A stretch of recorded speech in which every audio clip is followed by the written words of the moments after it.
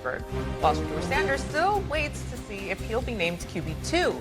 He's throwing his support behind his teammate. We're going to make sure we do everything we can to make sure they're ready for the game. So, whatever that means. So each and every day, even when Joe is the starter, everything, to prepare the right way and be ready to know that we get out there at any point in time. So, I'm overly confident within myself. So I know when I first got here, I'm ready to play. But, it's up to the coaches and, whatever decision, they make that, I'm fine with. I think he answered that well. I mean, what else is he going to say? Hope he doesn't play. Of course not. He's going to back up his guy, especially in that very crowded QB room that's been that way for several months. But are we more intrigued to watch Dillon Gabriel or Aaron Rodgers this Sunday? Because we talk about this like old school, new school quarterback situation, Cam. I'm excited to see Aaron Rodgers, but, man, shout out to Shedeur, man, for answering that question. As he get up in the ranking, he's understanding, hey, you got to keep it polished just a little bit more, man. So, if everybody else ain't going to tell you, bro, man, keep doing you. But back to Rodgers.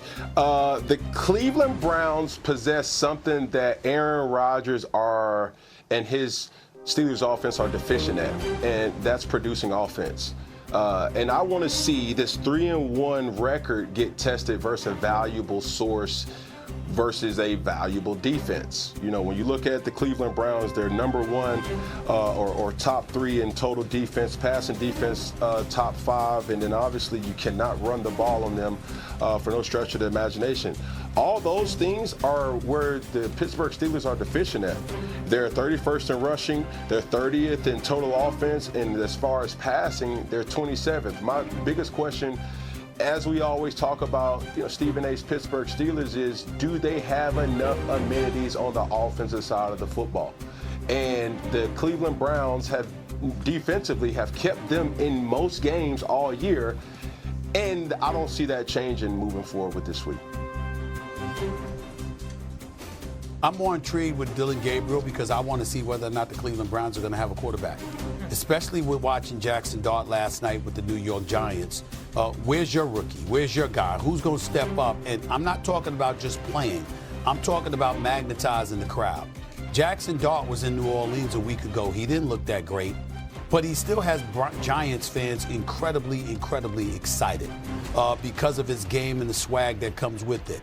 Is there anyone in Cleveland that has that? Shedeur Sanders thinks he does, but we have to wait to see him play to know whether or not that's true on the NFL level. Dillon Gabriel is one of the more experienced rookies you'll ever see because he was in college for 6 years and played about 64 games, okay? But what is he going to do on the NFL level?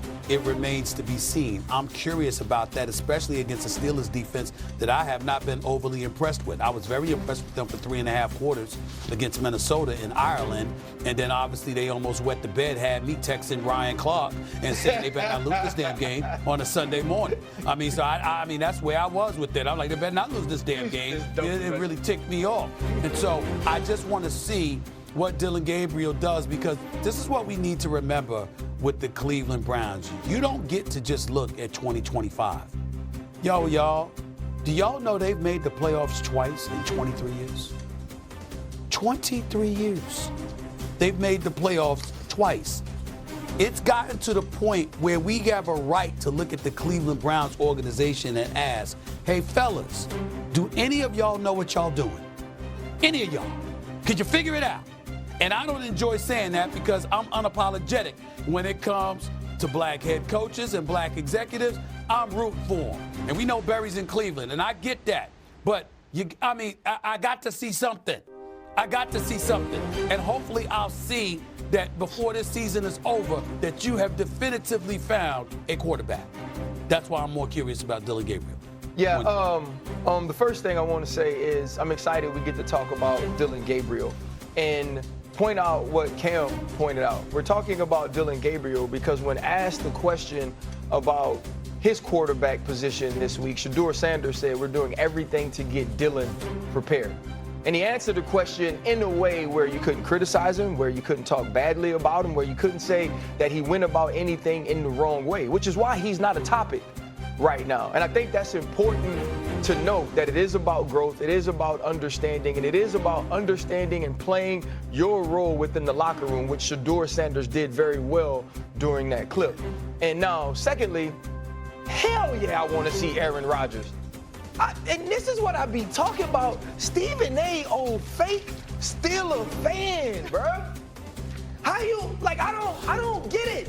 Like, you like, it's like one of them people that, and Cam talked about it last week, that every time, like, it's always a compliment sandwich or, hey, I don't mean no disrespect. I'm finna disrespect you. And then how people be like, not to bring up old stuff, but I'm gonna bring up old stuff. Like, it's always that. I had to text RC last week because I was asking him not to blow this lead. Why don't you just talk about him winning? Because if you talk about him winning, then you can say, okay, this team is 3-1. They're about to face one of the top defenses in football, a defense that's only given up 147 yards passing the game. And by the way, Megatron plays defensive end for him, and his name is Myles Garrett. How are they going to protect Aaron Rodgers at the age of 41? How is Aaron Rodgers going to get the ball to DK Metcalf when Denzel Ward is locked up on him? And you know why it's important, Stephen A? Because at 3-1, they are in the hunt. They in the hunt to win the AFC North. Everybody there is terrible. Now, the Bills then lost. They so cracked. Kansas City ain't Kansas City. The Chargers losing. And you worried about Dylan Gabriel? I told you, man, you be double dutching. Like, you can't claim us no more. You ain't no real fan, bro. First of all. Yeah. I'm glad. And I'm glad both of y'all here for this, because both of y'all getting on my damn nerves. He accused me of double dutching last week, and then now you accusing me of doing it this week. Y'all ain't gonna get away with this double dutch comment too much. Ain't nobody scared of y'all. Let me tell you something right now. You said it best. You understand? You're a player. I'm a fan. So let's talk about it from the fandom perspective, since you want to ignore. You want to talk about the player perspective, right? You want to say they won. You weren't sitting there watching that game and going like this. Damn, how the hell they come back? How Minnesota coming back? How are they on the verge about to win this game? I mean, the Steelers dominate for 3.5 quarters. Gonna fly all the way over to Ireland. You understand? Got everybody doing features about the Steelers and their connection to the Irish coach and all of that stuff. And they're about to blow this damn game, okay? This is what we're talking about here, okay? That's Carson Wentz. Let's not forget that. The Carson Wentz, all right? So that's number one. Number two, when we sit up there, right? Cam, you can talk about this and the double dutching. I don't mind. Damn it, my sisters taught me how to double dutch when I was young. I don't do it anymore, but damn it, I did it when I was young. I don't do it on first take. Here's the issue. Steelers have not won a playoff game since 2016. I get to look at them and go like this. Is that going to beat the Buffalo Bills? Is that going to beat the Kansas City Chiefs? Is that going to beat the Denver Broncos? Is that going to beat the way I'm watching the Indianapolis Colts and the Jacksonville Jaguars look this year? Are we going to get a playoff win? I get to ask that question because the last time the Steelers, forget the fact that the last time they won a playoff game was 2016. The last time they were relevant in the postseason was when they lost to Jacksonville. We remember that, RC? Yeah, 45-42. 2017, Cam.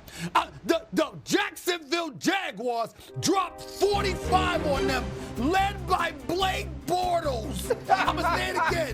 Blake Bortles. Don't talk to me about fake Steeler fandom. I have suffered. Steeler Nation has suffered. We want results. There's nothing wrong with that. Love Tomlin. You know, love Coach T. You understand? Aaron Rodgers, damn it, an upgrade from the Mitch Trubisky's and the Mason Rudolph. They gave us Mason Rudolph. They gave us Mitchell Trubisky. Last year, they tried to sell us on Russell Wilson and Justin Fields. We have suffered. They kept Big Ben Roethlisberger for 2 years longer than you should have. Steeler Nation has suffered. And I'm telling you right now, Cam, I'm telling you right now, RC, which y'all could me a double dutcher. Steeler Nation will double dutch with me all day, all